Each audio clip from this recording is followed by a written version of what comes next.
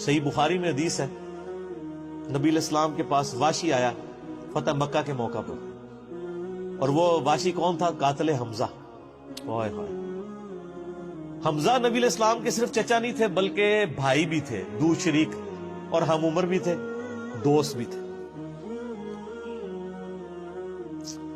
واشی کو حضرت بلال نے سفارش کروائی کہ یا رسول اللہ میرے کہنے پہ معاف کر دیے جائے۔ واشی پیش ہوا، فرمایا واشی یا رسول اللہ قاتل حمزہ، یا رسول اللہ تیرا ایمان قبول ہے، لیکن کیا تو ایسا کر سکتا ہے کہ اپنی شکل مجھے نہیں دکھا؟ اوئے ہائے ہائے، یہ وہ شخص ہے جو حریص علیکم بالمؤمنین رؤوف الرحیم ہے، لیکن چچا کے معاملے میں، اور وہ چچا ایسا نہیں جو صرف چچا ہی تھا، وہ دین کا مجاہد تھا، دین کے لیے کنٹریبیوشن تھی۔ اور میں آپ کو علا وجہ بصیرت کہتا ہوں کہ حضور کی وفات کے وقت اگر حضرت حمزہ زندہ ہوتے، خلیفہ اول حضرت ابوبکر نے نہیں ہونا تھا، حضرت حمزہ نہیں ہونا تھا۔ اس کا لاجیکل ثبوت یہ ہے کہ غزوہ بدر میں مسلمانوں کا لیڈر کون تھا آرمی کا؟ حضرت حمزہ۔ نبی علیہ السلام تو خیمے میں تھے نا، مسلمانوں کو لیڈ کون کر رہا تھا؟ حضرت حمزہ۔ غزوہ احد میں کون لیڈ کر رہا تھا؟ حضرت حمزہ۔ اسی لیے آپ نے پھر غزوہ احد کے شہداء پہ جا کے جنازہ پڑھا تھا نا، کہ ان کی وجہ سے بعد والے لوگ بینیفیشری ہوں گے، تو یہ لوگ تو بینیفیشری نہیں ہوئے، ان کو تو سب کچھ آخرت میں ملا ہے۔ یہ نہ ہو کہ اب تم آپس میں، بخاری مسلم میں یہ بھی حدیث ہے، میرے بعد کافر نہ ہو جانا کہ ایک دوسرے کی گردنیں کاٹنا شروع ہو جاؤ۔ اور وہی ہوا پھر بعد میں۔ تو نبی علیہ السلام نے قاتل حمزہ کو معاف کیا، اور فرمایا پوری زندگی پھر واشی سامنے نہیں آیا حضور کے، حالانکہ آپ کو تو اللہ نے گارنٹی دی ہے حریص علیکم بالمؤمنین رؤوف الرحیم۔ نبی علیہ السلام مومنین پر رؤوف بھی ہیں، رحیم بھی ہیں۔ اب میں تھوڑی سی انجینئرنگ کرتا ہوں کہ انسان کو اپنے چچا سے زیادہ محبت ہوتی ہے یا اپنی اولاد سے؟ مطلب اس پہ تو کوئی دوسری رائے نہیں ہے۔ جن جن کے بچے ہیں، میرے بھی اپنے بچے ہیں، آپ میں سے بھی اکثر لوگ شادی شدہ بیٹھے ہیں، آپ خود انالیسس کر لیں، بلکہ اولاد تو بعض کا انسان کو ماں باپ سے آگے ہو جاتی ہے۔ تو جن لوگوں نے حضرت حمزہ کے ساتھ ظلم کیا اور ان کو قتل کیا، ان کا ایمان قبول نہیں کیا گیا۔ تو جن لوگوں نے حضرت حسین ابن علی کے ساتھ ظلم کیا، یا حضرت علی ابن ابی طالب کو تکلیفیں دی ہیں جو حضور کے بچوں کی جگہ تھے، ان کے بارے میں آپ ایکسپیکٹ کر سکتے ہیں کہ نبی الاسلام کے دل میں ان کے بارے میں کوئی محبت کے جذبات ہوں؟ Not at all. حتیٰ کہ آپ دیکھ لیں مسند احمد میں تواتر سے وہ حدیث نقل ہوئی ہے کہ ابن عباس کہتے ہیں کہ ایک دوپہر کے وقت میں نے خواب دیکھا اور میں گھبرا کے اٹھ گیا اس خواب کی وجہ سے۔ میں نے دیکھا کہ نبی علیہ السلام جو ہے وہ پرانگدہ حالت ہے، بال بکھرے ہوئے ہیں، جسم پہ گرد پڑی ہوئی ہے، ہاتھ میں خون کی ایک شیشی ہے، اور میں نے کہا یا رسول اللہ میرے ماں باپ قربان، آپ کی کیا حالت ہے؟ تو فرمایا کہ یہ حسین اور اس کے ساتھیوں کا خون ہے جو صبح سے میں کربلا میں سمیٹ رہا ہوں۔ اور یعنی ایک اللہ کی طرف سے دکھایا گیا یہ تشبیہ، یعنی ایک لادہ سے ایک محکمہ خواب، ایک محکمہ بالکل الگ سے۔ آپ مجھے خواب میں آئے تو آپ کو نہیں پتا ہوگا کہ آپ میرے خواب میں آئے، یہ اللہ تعالیٰ تمثیلاً دکھاتا ہے۔ اور نبی علیہ السلام کو خواب میں دیکھ رہا ہے کون؟ صحابی، تو وہ تو کنفرم ہے، بخاری مسلم میں حدیث ہے، جس نے مجھے خواب میں دیکھا میری شکل میں شیطان نہیں آ سکتا، اور وہ شکل صحابی کو تو پتا تھی، اور صحابی بھی عام نہیں، عبداللہ ابن عباس کہتے ہیں میں گھبرا کے اٹھا، میں نے وقت اور تاریخ نوٹ کر لی اور دن بھی، کئی ہفتوں بعد پتا چلا کہ اسی دن 10 محرم 61 ہجری میں حضرت حسین ابن علی کو شہید کیا۔ تو حسین ابن علی کی وفات کے اوپر یہ ابن عباس کو خواب میں آنا، حضور صلی اللہ علیہ وسلم نے انڈیکیٹر دے دیا نا، اسی حدیث کو نقل کر کے اسماعیل دہلوی، جس کو دیوبند اور اہل حدیث جو اس وقت پریکٹیکلی یعنی ایک سمجھ لیں کہ یزید کے ٹھیکیدار بنے ہوئے ہیں اس کے دفاع کے اوپر، ان کے مشترکہ امام ہے اسماعیل دہلوی، شاہ ولی اللہ دہلوی کا پوتا۔ اس نے جو کتاب لکھی ہے نا تقویت الایمان، جس میں گستاخیاں بھی ہیں، وہ اس کتاب کے اندر ہم نے اس کا جے پی جی بھی لگایا تھا، اس میں اس نے لکھا ہے کہ اس حدیث سے پتہ چلا کہ نبی علیہ السلام وفات کے بعد بھی اللہ کی جنتوں میں حسین کے قتل کی وجہ سے غم زدہ ہیں۔ اور اس نے بھی لکھا ہے یزید پلید لفظ لکھا، وہ اس پوری کتاب میں جہاں جہاں لفظ استعمال کرتے ہیں یزید پلید استعمال کرتے ہیں۔ تو بعد میں سعودیہ ایران ٹسل شروع ہوئی تو یہ یزید کی وکالت کرنی شروع کر دی. اہل حدیث تو خیر اس وقت ناصبیت اور یزیدیت کا جھنڈا اٹھائے ہوئے ہیں. دیوبند میں کم لوگ ہیں ایز کمپیئر ٹو اہل حدیث, اور بریلویوں میں تو بہت ہی کم.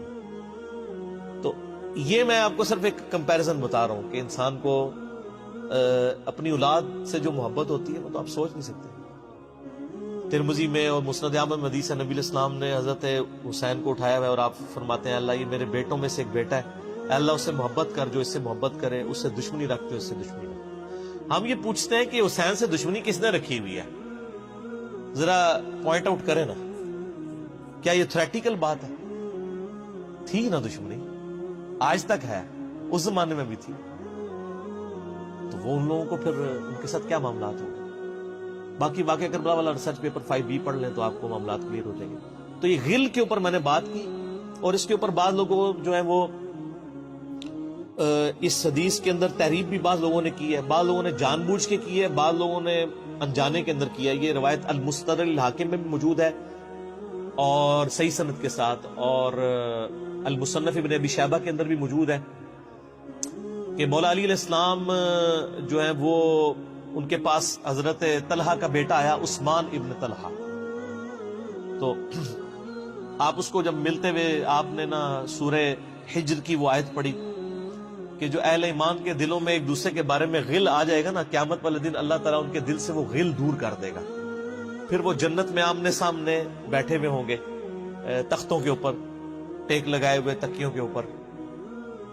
تو انہوں نے کہا کہ میں اللہ سے امید کرتا ہوں کہ یہ آیت میرے, طلحہ اور زبیر اور عثمان ابن عفان, ان 3 بندے اور چوتھا میں, یہ آیت ہمارے بارے میں ہے کہ اللہ تعالیٰ ہمارے دلوں میں جو ایک دوسرے کے لیے میل آ گیا قیامت والے دن وہ دور کر دے گا اور ہم ایک دوسرے سے راضی ہو جائیں گے. ظاہر ہے مطلب وہ تکلیفیں تو پہنچی تھی نا حضرت علی کو, مطلب کئی لوگوں سے تکلیف پہنچی. بل آپ نے ان کو ایک کلین چٹ دے دی کہ میں اللہ سے امید کرتا ہوں کہ ان لوگوں کے بارے میں یہ آیات ہے کہ اللہ تعالیٰ ہمارے دلوں میں ایک دوسرے کی نفرت ختم کر دے گا, جو اگر دنیاوی وجہ سے, دنیاوی طور پر کسی دینی وجہ سے آئی. تو یہ غل کا لفظ وہاں پہ بھی استعمال ہوا. اب ڈاکٹر اسرار صاحب رحمہ اللہ تعالیٰ, چونکہ ان کی حدیث کی فیلڈ نہیں تھی, انہوں نے یہ جب سورہ ہجر کی آیات آئیں, اس پہ میرا مسئلہ نمبر 116C بھی ریکارڈڈ موجود ہے, انہوں نے نا اس میں حضرت معاویہ کا نام بھی لے دیا کہ میں اللہ سے امید کرتا ہوں یہ میرے اور معاویہ کے بارے میں ہوگا. نا وہ نام لیے ہی نہیں ہے, آپ خود سے نہ داخل کریں. حضرت معاویہ کو حضرت علی نے نہیں معاف کیا, پوری زندگی معاف نہیں کیا, کیونکہ ان کی وجہ سے خلافت کا نظام ٹوٹا تھا. حضرت طلحہ تو میدان جنگ سے چھوڑ کے چلے گئے تھے. جب عمار ابن یاسر کو دیکھا کہ وہ سامنے ہیں تو انہوں نے کہا عمار کو تو باغی جماعت قتل کرے گی, وہ چھوڑ کے چلے گئے. تو مروان نے ان کے گھٹنے میں تیر مارا, مستدل الحاکم میں آتا ہے, اور وہ شہید ہو گئے. حضرت زبیر وہ صحابی ہیں یعنی جو نبی علیہ السلام کے بہادر ترین اصحاب میں سے. 12 بندے غزوہ احد میں حضور کے ساتھ رہ گئے تھے 700 میں سے غزوہ احد کے اندر, ان میں سے ایک حضرت زبیر بھی تھے. اور یہ تلوار کمال کی چلاتے تھے, اکیلے میدان جنگ میں آگے چلے جاتے تھے. بخاری میں آتا ہے کہ ان کا بیٹا عبداللہ ابن زبیر کہتا ہے کہ میرے باپ کے 2 شانوں کے درمیان اتنا بڑا زخم تھا جو ہیل اپ ہو گیا تھا, لیکن پھر بھی گڑا پڑا ہوا تھا, میں پورا ہاتھ اس میں داخل کر لیتا تھا, اور وہ زخم ان کو احد کے موقع پہ لگا تھا. ٹھیک ہے. اور پھر جنگ, اسی حدیث میں بخاری کے آتا ہے کہ جنگ یرموک کے موقع پر لوگ یعنی لیڈر کے اوپر چل رہے ہوتے ہیں, تو حضرت زبیر بھی ایک اسکواڈ کو لیڈ کر رہے تھے.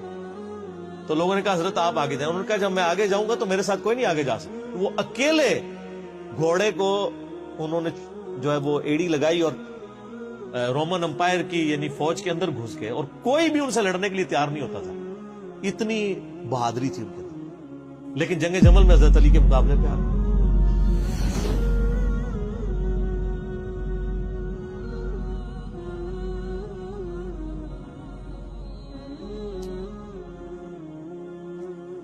اس تکلیف کا کوئی اندازہ نہیں کر سکتا.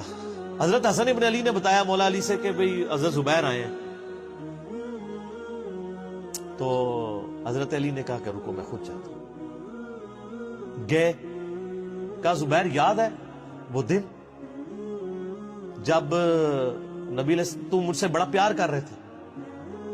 پھوپھی ذات تھے نا, نبی علیہ السلام کی پھوپھی کے بیٹے ہیں حضرت زبیر بن عوام رضی اللہ تعالی.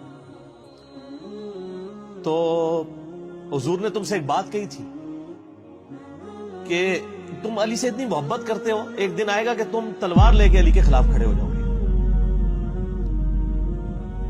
تو تم نے کیا کہا تھا, یا رسول اللہ میں علی کے خلاف کھڑا ہوں گا؟ فرمایا ہاں, تم اس وقت ظالم ہو گئے. تو حضرت زبیر جو ہے وہ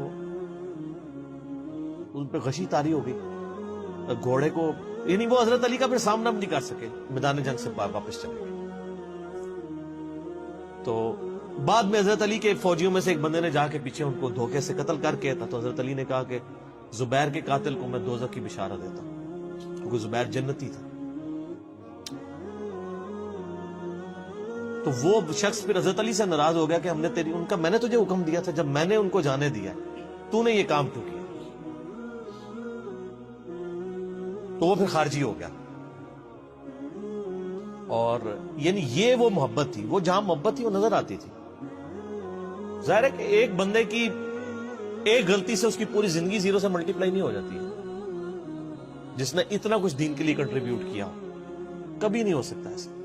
حضرت علی کو بھی اس بات کا پتا تھا. بہرحال یعنی اللہ تعالیٰ ان سے راضی ہو, اس لیے نبی علیہ السلام کی اس حدیث یعنی وہ حضرت علی کے اس قول کو حضرت علی فٹ کیا کرتے تھے حضرت زبیر, طلحہ اور حضرت عثمان ابن عفان پہ رضی اللہ تعالیٰ. باقی آپ میرا کربلا والا ریسرچ پیپر پڑھیں تو آپ کو پتا چلے گا کہ کتنی یعنی مشکل وقت حضرت علی نے اپنی خلافت میں دیکھا اس حوالے سے. یعنی مصنف ابن ابی شیبہ میں آپ کے مخالفین کی لاشیں بھی ہیں, ان پہ بھی حضرت علی گریہ کر رہے ہیں, ایک ایک کی لاش اٹھا کے اس کو صاف کر رہے ہیں. حضرت طلحہ کا بیٹا تھا محمد بن طلحہ, اس کی لاش دیکھی تو رو پڑے, حالانکہ وہ مخالفت میں لڑنے آیا تھا. پھر حضرت حسن سے کہا کاش میں جنگ جمل سے 20 سال پہلے ہی مر گیا ہوتا, میں یہ دن نہ دیکھتا. ایک ایسا شخص جس نے 8 سال کی عمر میں اسلام قبول کیا, جس نے اسلام کو زیرو سے 3 براعظموں میں پھیلتے ہوئے دیکھا, اور اب اس کو بڑھاپے میں یہ دن دیکھنے پڑ رہے ہیں کہ اس کے سامنے اسلام کا شرازہ بکھر رہا ہے, کہ مسلمانوں سے لڑ رہے ہیں. ایک ایک جنگ میں 8-10 ہزار لوگ, جن میں مرنے والے صحابہ ہیں حضور کی تربیت یافتہ, جو ایک آواز کے اوپر حضور کی لبیک کہنے والے تھے, شیر و شکر تھے آپس میں.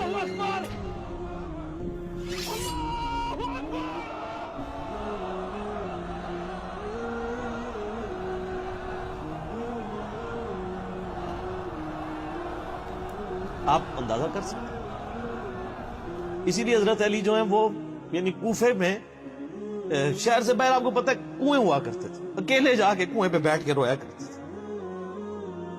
کہ اللہ اس امت کے ساتھ کیا ہو گیا. کوشش کرتے رہے, اینڈ رزلٹ یہ ہے کہ وہ خلافت کا نظام. اسی لیے مصنف ابن ابی شیبہ میں آتا ہے کہ آپ نے فجر اور عشاء کی نمازوں میں قنوت نازلہ پڑھی, اللہم علیک بمعاویہ واشیاءہ, اے اللہ معاویہ اس کے شیعہ کو برباد کر, علی اور اس کے عمر بن عاص اور اس کے شیعہ کو, ابا سلمی اور اس کے شیعہ کو, قیس اور اس کے شیعہ کو برباد کر. باقی احادیث میں آپ علیہ السلام نے جو بشارت کر دی تھی, سنن سعید کبرا کے اندر حدیث موجود ہے, حاکم کے اندر, کہ نبی علیہ السلام نے حضرت علی سے ایک دن فرمایا تھا, اے علی اگلی امتوں میں سب سے بڑا بدبخت وہ تھا جس نے قوم عاد کی اونٹنی کو قتل کیا اور اس کے بعد عذاب آ گیا. میری امت کا سب سے بڑا بدبخت وہ ہوگا جو تیرے سر کے خون سے تیری داڑھی کو رنگ دے, اور وہی ہوا ہے. اور اس کے بعد پھر دیکھیں امت ایک جگہ جمع نہیں ہوئی ہے. حضرت علی ایک آخری کوشش تھی, اور جن لوگوں نے اس وقت ساتھ نہیں دیا پھر ان کو دنیا میں اس کا خمیازہ بھگتنا پڑا ہے. عبداللہ بن عمر نے بیعت نہیں نہ کی تو صحیح بخاری اٹھا کے دیکھیں, عبداللہ بن عمر کو آل امیہ نہیں قتل کروایا, حجاج بن یوسف نے زہر آلود نیزہ مروا دیا. اور حاکم کے اندر مجموع الزوائد کے اندر موجود ہے, حضرت عبداللہ بن عمر آخری عمر میں کہا کرتے تھے کاش میں اس وقت علی کا ساتھ دیتا اور یہ خلافت کا نظام تو بچ جاتا. کیونکہ کئی لوگ بیچ میں نیوٹرل ہو گئے تھے جو پھر ساتھ نہیں دیا, تو اس کی وجہ سے پھر حضرت علی کے چونکہ اب پاس اتنی مین پاور نہیں تھی کہ اس سسٹم کو سنبھال سکتے, بعد پھر وہ شہید ہو گئے اور پھر معاملات آ گئے. خیر بات کہاں سے کہاں نکل گئی, کیونکہ یہ اس کے ساتھ غل کا لفظ تھا, تو یہ غل کے لفظ کو ایڈریس کرنا ضروری تھا. تو آج ہم جب جنگ جمل صفین نہروان کو ڈسکس کرتے ہیں تو یہ کوئی غل والی بات نہیں ہے، یہ وہ چیزیں ہیں جو ایک ریالٹی ہیں، اور وہ اگر یہ غل والی بات ہے تو نبی الاسلام کے دل میں بھی نعوذ باللہ غل تھا، مولا علی کے دل میں بھی غل تھا، ایسا نہیں تھا۔ وہ دین کی حمیت کہلاتی ہے، اس کو غل نہیں آپ کہتے۔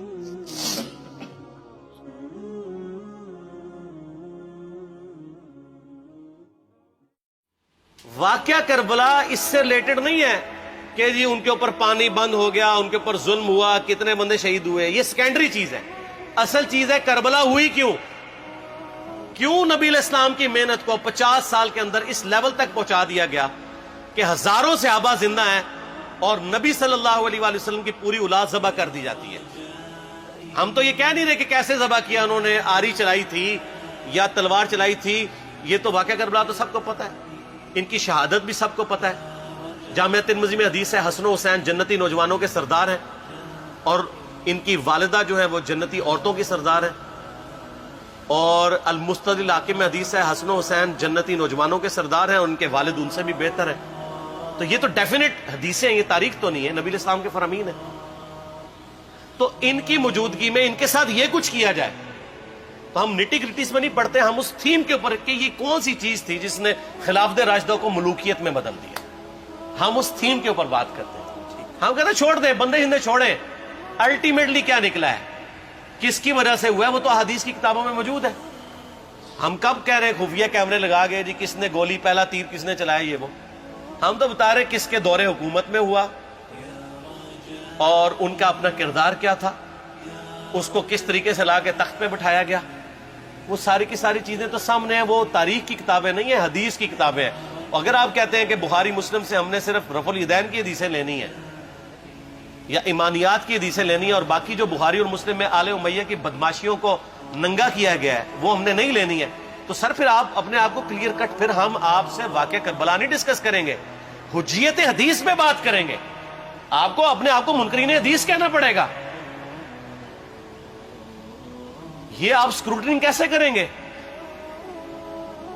اس سے بڑی بات مجھے یہ بتائیں کہ عظمت صحابہ بڑی چیز ہے یا عظمت محمد رسول اللہ صلی اللہ علیہ وآلہ وسلم؟ تو بریلوی یہی تو رونا رو رہے ہیں، وہ کہہ رہے ہیں کہ قرآن میں تھوڑی آیات ہیں، آپ پھر مڑ مڑ کے پڑھتے ہیں قل انما انا بشر مثلکم، اس میں تو نبی علیہ السلام کی تنقیص ہو رہی ہے۔ تو ہم ان کو کیا کہتے ہیں کہ تنقیص مقصد نہیں، نعوذ باللہ، نہ ہو رہی ہے، آپ افضل البشر ہیں لیکن آپ کی سپیشیز بشر ہے، یہ ہم اپنا عقیدہ سمجھتے ہیں، وہ اس کو تنقیص شمار کرتے ہیں۔ تو پھر اس وقت آپ بھی بریلویوں کی بات مان کے تو یہ آیات پڑھنا چھوڑ دیا کریں۔ آپ کہتے ہیں نہیں آیات ہے کیوں نہ بیان کریں، تو ہم بھی کہتے ہیں احادیث ہے کیوں نہ بیان کریں کہ صحیح بخاری میں حدیث ہے 2812 عمار کو ایک باغی جماعت قتل کرے گی، وہ جماعت دوزخ کی طرف بلا رہی ہوگی اور عمار ان کو اللہ اور جنت کی طرف بلا رہا ہوگا۔ اب اس کے نرغے میں جو جو آتا ہے وہ آئے، میں اپنے نبی سے ٹکر لے لوں آپ لوگوں کے منہ کا خیال رکھتے ہوئے کہ میں نبی علیہ السلام کو کہوں کہ آپ نے کیوں ایسی بات کر دی کہ مولا علی کے مخالفین کو آپ نے دوزخ کی طرف بلانے والی جماعت کہہ دیا، تو لیں آپ ٹکر، جائیں سیدھا دوزخ میں، اور تھوڑی جرت کریں، آپ یہ کہا کریں کہ اے اللہ، اپنے لیے کہا کریں کہ اللہ تعالیٰ آپ کا حشر یزید اور یزید کے آباء و اجداد کے ساتھ کرے اور اس کی اولاد کے ساتھ۔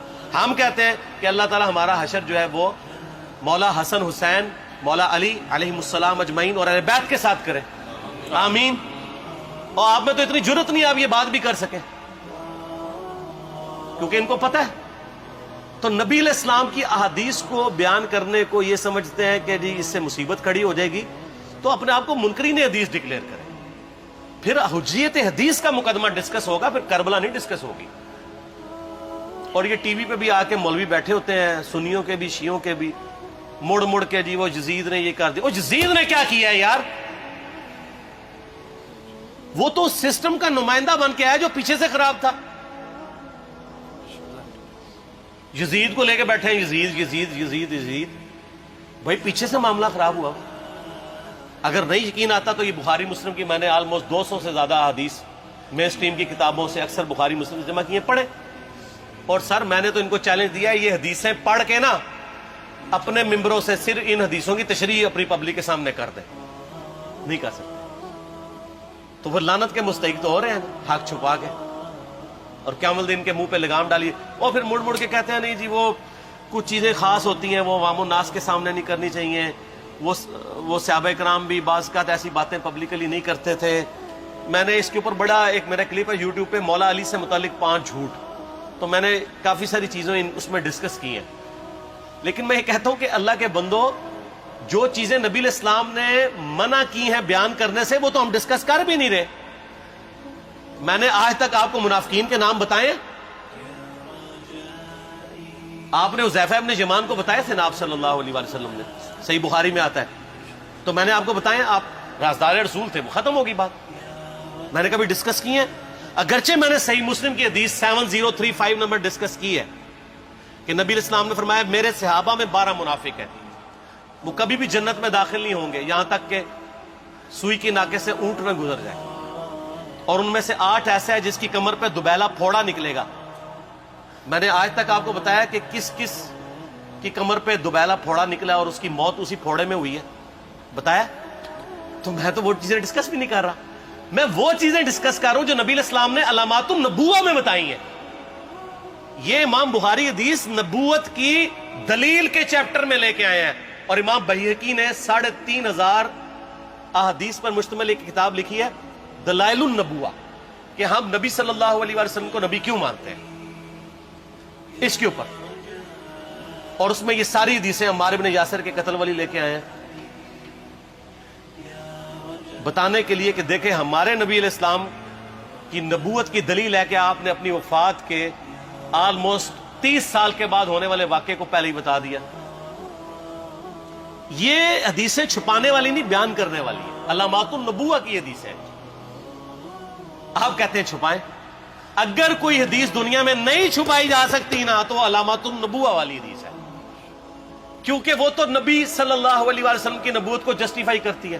ورنہ میرا ایک معصومانہ سوال ہے کہ نبی صلی اللہ علیہ وسلم نے یہ باتیں کر کے ان کے زوم میں نعوذ باللہ امت کو مصیبت میں ڈال دیا۔ آپ نے خود ہی فرمایا کہ یہ ہوگا، کیوں فرمایا آپ نے؟ میں تو بیان کر کے مجرم ہوں، تو جس نے مجھے خبر دی ہے ان کے بارے میں آپ کا کیا خیال ہے؟ یہ مسند احمد کی حدیث یہ میں نے گھر بیٹھ کے بنائی ہے کہ میری بیوی کا کیا حال ہوگا جس پہ خوف کے کتے بھونکیں گے۔ تو سیدہ عائشہ سے مجھ سے زیادہ نبی علیہ السلام کو محبت تھی، لیکن آپ اللہ کے پیغمبر تھے، آپ نے اپنے گھر کی خبر بھی نہیں چھپائی، بتا دی کہ یہ ہوگا۔ اور اس سے بڑھ کے آپ صحیح بخاری میں دیکھیں عمار بن یاسر کا خطبہ ہے۔ میں نے یہ سارا، پریشان نہیں ہونا، یہ ریسرچ پیپر میں سارا کچھ موجود ہے، اور کوئی چیز بھی ایسی نہیں جو اس میں سکپ ہو۔ صحیح بخاری میں خطبہ ہے کہ عمار بن یاسر کو مولا علی نے بھیجا کوفے میں۔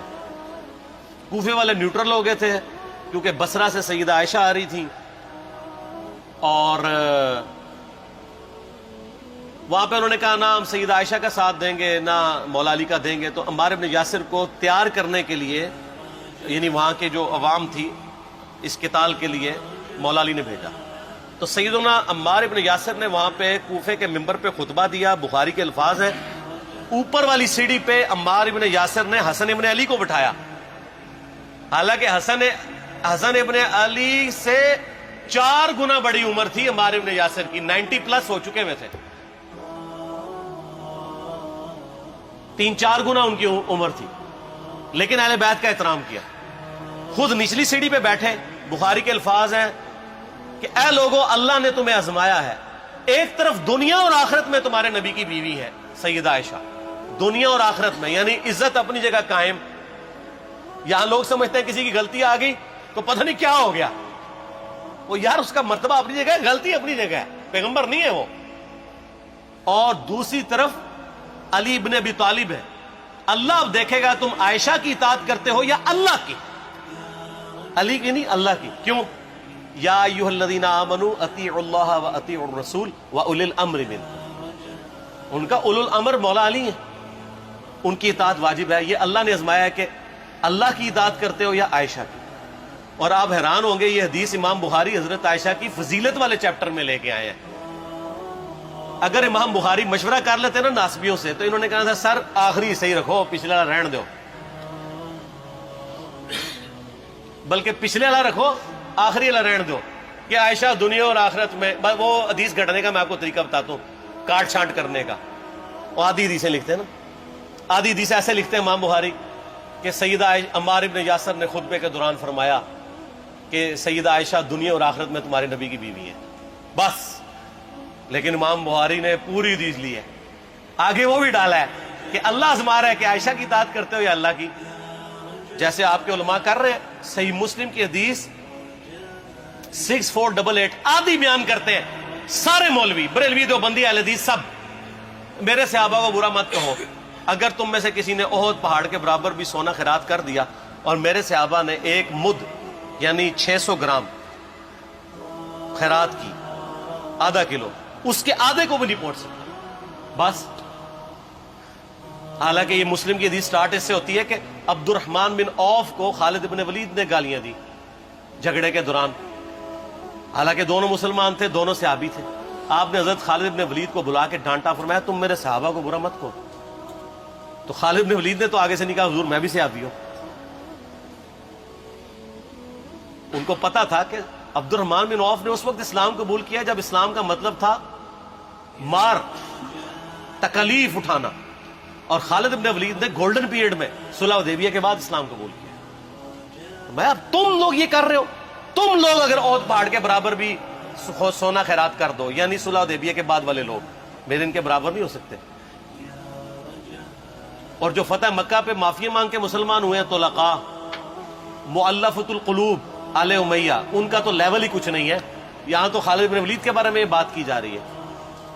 اور پھر وہ مؤلفۃ القلوب اپنے زمانے میں ممبروں پہ سب و شتم کروائیں سیدنا علی پر، تو سب سے پہلے تو ان کو کہنا چاہیے جن کے بارے میں حدیث تھی کہ تم صحابہ کو گالی مت دینا. ہم نے تو خیر کبھی دی بھی نہیں ہے.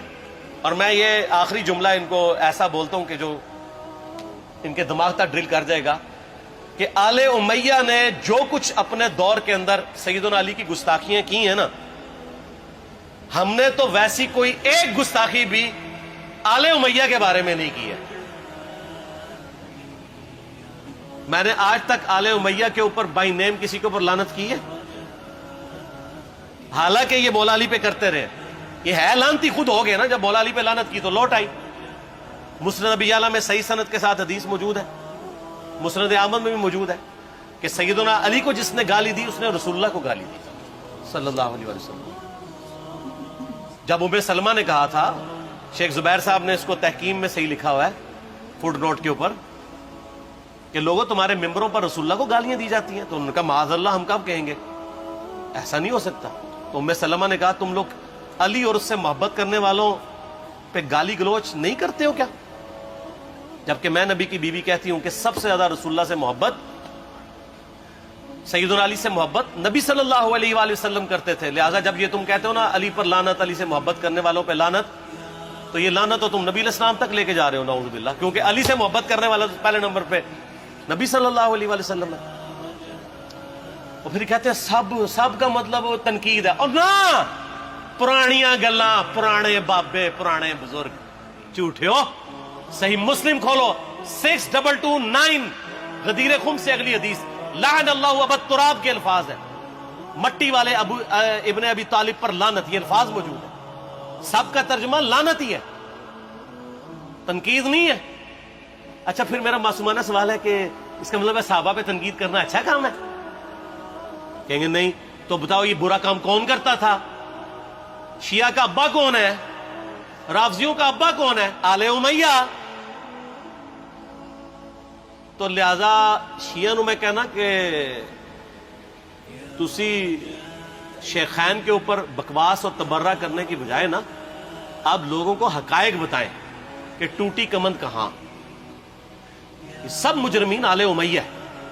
اور یہ آل امیہ اور بنو ہاشم کی لڑائیاں نبی علیہ السلام کی بعثت سے پہلے چل رہی تھی، صدیوں سے چل رہی تھی.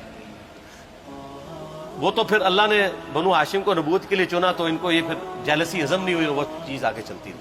خیر چھوڑ دیں، ایک تلخ ٹاپک ہے. صلاۃ بر محمد و آل محمد، اللہم صلی علی محمد و علی آل محمد. ٹھیک ہو؟